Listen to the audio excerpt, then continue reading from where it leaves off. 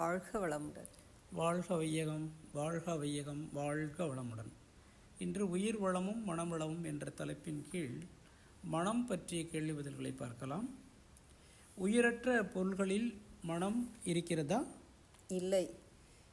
உலகில் பிறந்த உயிரினங்கள் அனைத்துக்கும் மனம் என்பது இருக்கிறது.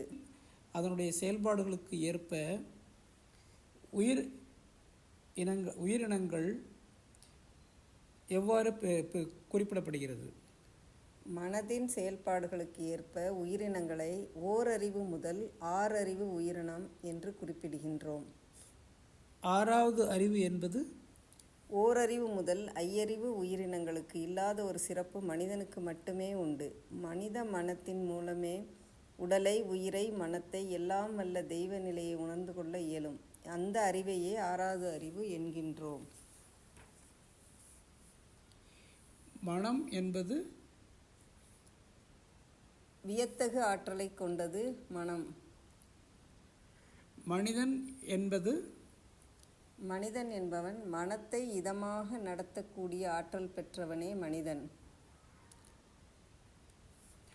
மனதினுடைய முத்தொழில்கள் எண்ணம், சொல், செயல். மனதிலிருந்துதான் இந்த மூன்றும் பிறக்கின்றன. அதாவது எண்ணம், சொல், செயல் என்ற மூன்று தொழில்களும் பிறக்கின்றன. வான்காந்தம் என்பது விண்துகள் என்பது சுத்த வெளியின் தண்ணீர்க்கத்தால் வெளிப்பட்ட நுண்துகள்களாகும். இந்த நுண்துகள்களின் சுழல் இயக்கத்தால் இருப்பு நிலையான சுத்தவெளிக்கும் துகள்களுக்கும் இடையே ஒரு உராய்வு தோன்றுவதன் விளைவாக சுத்தவெளியிலிருந்து விரிவலைகள் தோன்றுகின்றன. சுத்தவெளியும் விண் துகளிலிருந்து உருவாகிய விரிவு அலைகளும் கூட்டாக விளைவித்த ஒரு புதின பொருள்தான் வான்காந்தம். ஜீவகாந்தம் என்பது ஜீவகாந்தம் உயிரினங்களில் உள்ள உயிர் துகள்களிலிருந்து வெளியேறும் காந்தமே ஜீவகாந்தம் ஆகும். ஜீவகாந்தம் விந்துவை ஆதாரமாக கொண்டு உயிர் துகள்களிலிருந்து பிறந்து உடல் முழுவதும் சுழன்று ஓடி பல மடங்காக பெருகி மூளை வரை பரவுகிறது. வேதாத்ரி மகரிஷி அவர்கள் மனித காந்த ஆற்றல் பற்றி கூறுவது,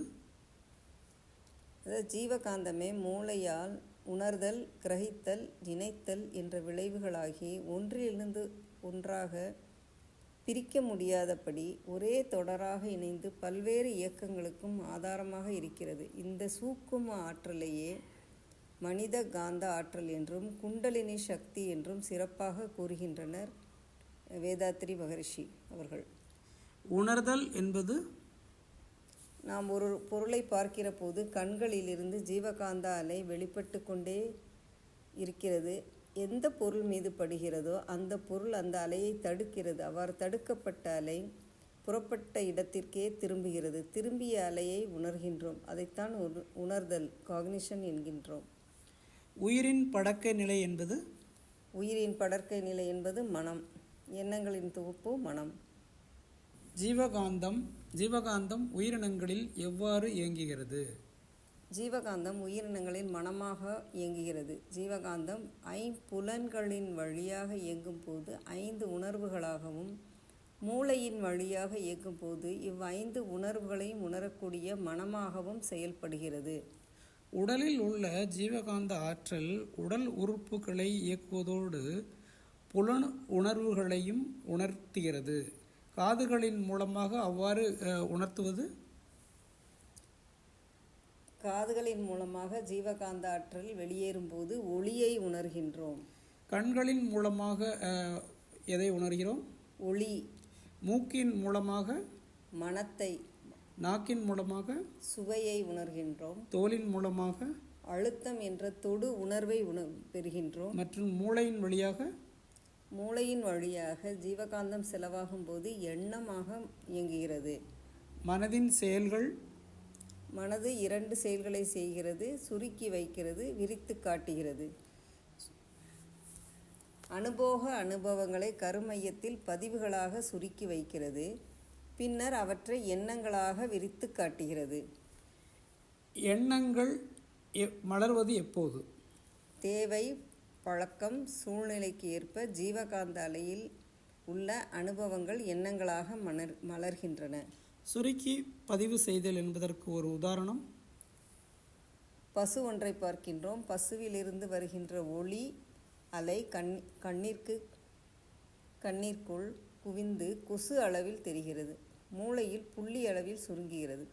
அங்கு காந்த அலையாக மாற்றப்பட்டு உடலில் ஓடிக்கொண்டிருக்கின்ற ஜீவகாந்த அலையில் கலந்து பதிவாகின்றது. மனம் உணர்ந்த எல்லாவற்றையும் உருவங்களாகவும் குணங்களாகவும் கருமையத்தில் சுருக்கி இருப்பு வைத்துள்ளது. விரித்து காட்டுதல் என்பது முன்பு பார்த்த பசுவின் உருவத்தை கருமையத்திலிருந்து மூளைக்கு கொண்டு வந்து ஜீவகாந்த அலையை விரித்து எண்ணமாக மலர்த்தி காட்டுகிறது மனம்.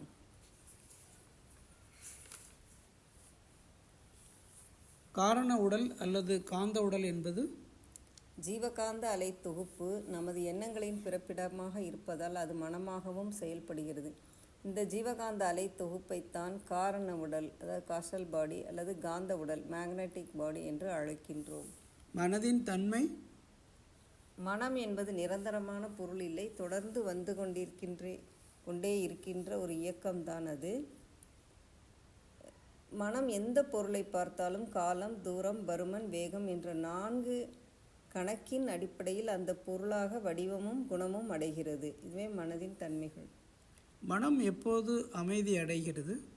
காலம், தூரம், பருமன், வேகம் என்ற கணக்குக்கு அப்பாற்பட்ட சுத்தவெளியை நினைக்கும் போது மனம் சுத்தவெளியாகவே மாறி நிற்கிறது. மனம் சலனமற்று இருக்கிறது. மனம் எல்லை கட்டப்பட்ட நிலையில் அலைகிறது.